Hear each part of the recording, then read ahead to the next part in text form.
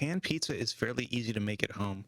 You don't really need any specialized equipment. For this pizza, I'm using cast iron, and I know not everyone has cast iron, so you could use a quarter sheet pan if you don't.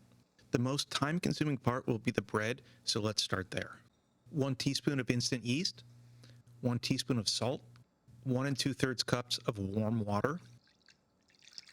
If you're not sure if your yeast is still good, you could let it dissolve for a few minutes, and if it bubbles, it's good. If it doesn't bubble, it's probably gone bad. 2 cups of bread flour.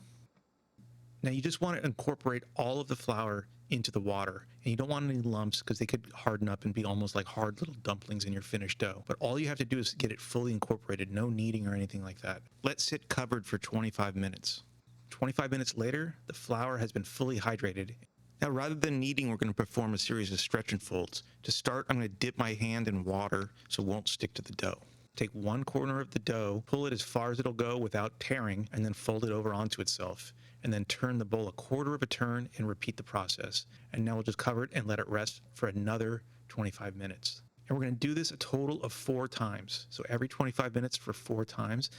The point of this is to develop strength in the dough. Unlike a Neapolitan or New York style pizza where the toppings are on the thinnest part of the dough, this is going to be a thicker focaccia dough. If we don't develop enough strength, the dough will collapse under the weight of the toppings. We don't need to knead it though. We can do these series of stretch and folds to take the place of kneading, so you don't even need a stand mixer to make this bread.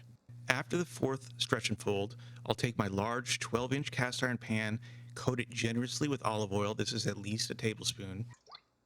I'll coat even the sides of the cast iron pan, and I'll take my dough and place it inside this oiled pan, covering both sides of the dough with olive oil.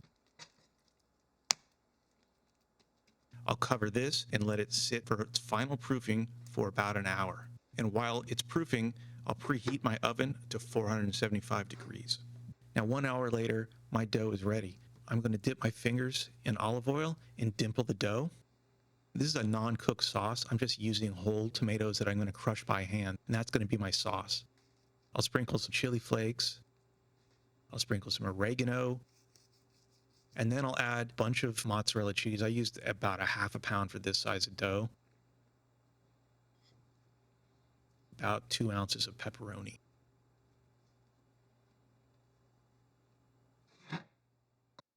Now this will cook in the lower third of a preheated oven at 475 degrees for 20 to 25 minutes.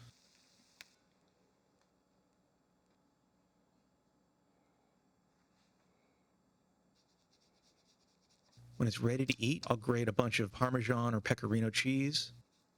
This is a fairly big dough. This is about 2 pounds of bread, and then another 1/2 pound of cheese and a few ounces of tomato and pepperoni. It'll feed a fair amount of people.